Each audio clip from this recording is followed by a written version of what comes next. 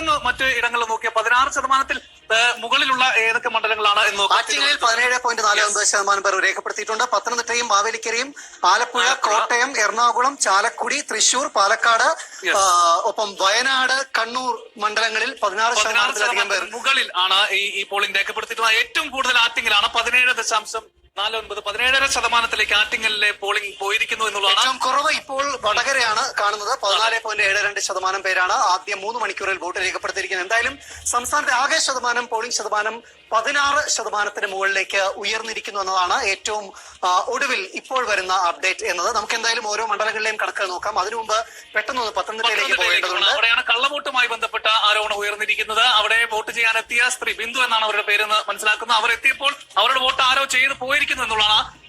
വിനു മോഹനുണ്ട്. വിനു, എന്താണ് അവിടെ ഉണ്ടായത്? ഏത് തരത്തിൽ ആരോപണം ഉയരുന്നു?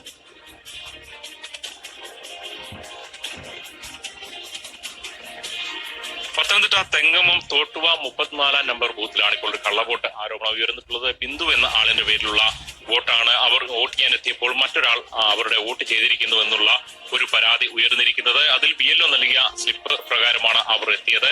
അതിൽ സംഭവിച്ച പിഴവാണ് എന്നുള്ള ഒരു ആരോപണം എന്തായാലും ഒരു വിശദീകരണം ഉയരുന്നുണ്ട്. പക്ഷേ ഇത്തരത്തിൽ അത് കള്ളവോട്ടാണ് എന്നുള്ള ഒരു ആരോപണം ഇത്തരത്തിൽ കോൺഗ്രസ് ഉന്നയിച്ചിട്ടുണ്ട്. കഴിഞ്ഞ ദിവസങ്ങളിലും അവർക്ക് സമാനമായ ചില ആരോപണങ്ങൾ ഉണ്ടായിരുന്നു.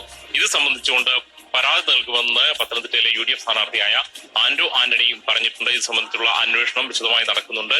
ബിന്ദു എന്ന ആളിന് ടെൻഡർ വോട്ട് ചെയ്യാനുള്ള അവസരം നൽകിയിട്ടുമുണ്ട്. പത്തനംതിട്ട ജില്ലയിൽ പോളിംഗ് പുരോഗമിക്കുകയാണ്. പ്രത്യേകിച്ച് കാഞ്ഞിരപ്പള്ളി, അടൂർ, കോന്നി മണ്ഡലങ്ങളിലാണ് പോളിംഗ് അതിവേഗം പുരോഗമിക്കുന്നത്. ചില ബൂത്തുകളിൽ വലിയ നീണ്ട നിര തന്നെ വോട്ട് ചെയ്യാൻ കാത്തു നിൽക്കുന്നതുകൊണ്ട് നീണ്ട നിര തന്നെ നമുക്ക് കാണാൻ കഴിയുന്നുണ്ട്. മറ്റൊരിടത്തും ഇത്തരത്തിൽ ഇതുവരെ കള്ളവോട്ട് സംബന്ധിച്ചുള്ള പരാതികളിൽ അടൂർ തെങ്ങമത്ത് മാത്രമാണ് ഇത്തരത്തിലൊരു പരാതി വന്നിട്ടുള്ളത്. ഒപ്പം തന്നെ 10-ലധികം ബൂത്തുകളിലെ വോട്ടിംഗ് മെഷീനുകൾ രാവിലെ തകരാറായിരുന്നു. അതൊക്കെ തന്നെ പരിഹരിച്ച് ഏതാണ്ട് 1-1.5 മണിക്കൂർ വരെ വൈകിയാണ് 10 മണ്ഡലം, പ്രത്യേകിച്ച് ആറന്മുള നിയോജക മണ്ഡലത്തിലെ 5 ബൂത്തുകളിൽ, ഒപ്പം തന്നെ പൂഞ്ഞാറിലെ 1 ബൂത്ത്, തിരുവല്ലയിലെ 2 ബൂത്ത് തുടങ്ങിയ ഇടങ്ങളിലൊക്കെ തന്നെ 1.5 മണിക്കൂറോളം വൈകിയാണ് പോളിംഗ് പുനരാരംഭിച്ചത്. അതൊക്കെ തന്നെ പരിഹരിച്ചു. അല്പം മുൻപാണ് മലയാലപ്പുഴയിൽ ഒരു പോളിംഗ് ബൂത്തിലെ മെഷീൻ തകരാറായിരുന്നു. അതിന്റെ പ്രശ്നങ്ങളും പരിഹരിച്ചപ്പോൾ വോട്ടിംഗ് പുനരാരംഭിച്ചിട്ടുണ്ട്. ഇപ്പോൾ പത്തനംതിട്ട ലോക്സഭാ മണ്ഡലത്തിൽ എങ്ങും തന്നെ പ്രശ്നങ്ങളില്ല. പോളിംഗ് ശതമാനം വളരെ വേഗം തന്നെ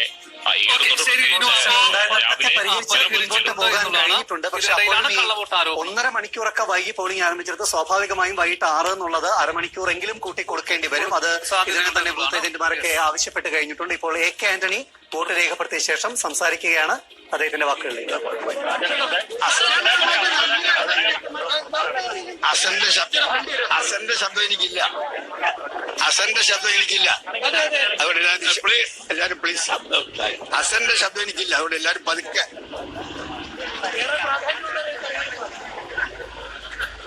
പ്രാധാന്യമല്ല, നിർണായകമായ ലക്ഷണമാണ്. ഏറ്റവും നിർണായകമായ ലക്ഷണമാണ്.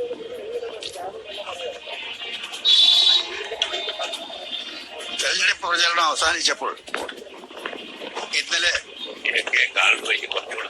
തെരഞ്ഞെടുപ്പ് പ്രചരണം അവസാനിച്ച അവസരത്തിൽ ഇന്നലെ വൈകിട്ടോടുകൂടി തന്നെ കേരളമൊട്ടാകെ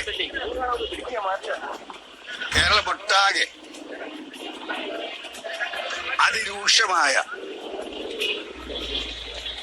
ജനരോഷത്തിന്റെ കൊടുങ്കാറ്റ് കേന്ദ്ര ഗവൺമെന്റിനും കേരള ഗവൺമെന്റിനെതിരായി ആഞ്ഞു വീശുകയാണ്. ഈ ശക്തമായ ജനരോഷത്തിന്റെ ആ കൊടുങ്കാറ്റിന്റെ ശക്തിയിൽ ഇന്നത്തെ പോളിംഗ് കഴിയുമ്പോൾ ഇടതു മുന്നണി തകരും, BJP തകരും തരിപ്പണമാകും.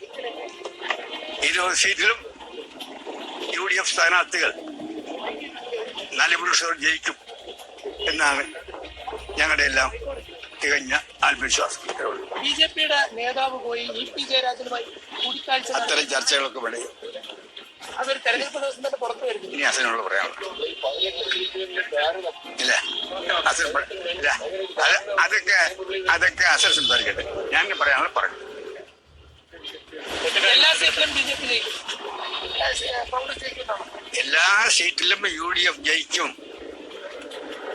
എല്ലാ സീറ്റിലും LDF തകരും.